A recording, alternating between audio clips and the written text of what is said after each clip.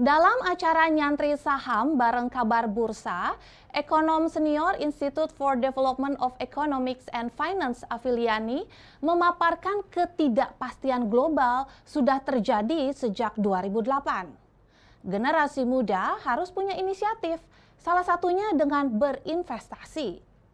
Afiliani menambahkan, generasi muda saat ini kerap menjadi generasi sandwich lantaran lahir dari orang tua yang tidak memiliki tabungan atau investasi.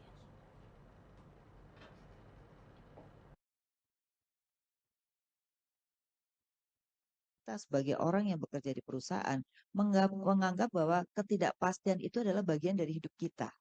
Jadi, kita harus punya manajemen resiko terhadap diri kita sebagai pribadi, manajemen resiko sebagai perusahaan juga itu. Sehingga kita tahu kalau udah tanda-tanda seperti ini kita mesti ngapain.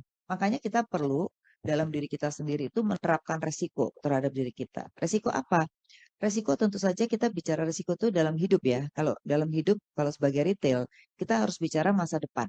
Ya, sekarang ini banyak orang menjelang usia tua stres. Menjelang usia tua tidak bisa hidup karena penghasilan nggak ada tabungan, nggak ada investasi. Akibatnya mereka menjadi apa? Menjadi generasi yang sekarang ini ada generasi sandwich namanya. Di mana generasi ini harus menunjang orang tua, dia juga harus menunjang anaknya. Kenapa? Karena begitu anaknya bekerja itu masih dapatnya UMR, ya, sehingga nggak bisa untuk hidup. Akhirnya beban buat orang tua ini. Lalu dia juga bebannya kepada orang tua, karena orang tuanya itu tidak punya kemampuan setelah masa tua, tidak punya tabungan, tidak punya investasi gitu. Nah, oleh karena itu anak muda sekarang atau generasi sekarang harus mulai memikirkan masa depan. Karena kalau dilihat dari survei, anak muda sekarang itu lebih banyak cenderung konsumtifnya.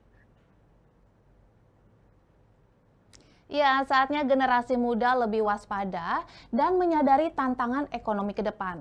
Langkah proaktif sangat penting untuk mempersiapkan diri.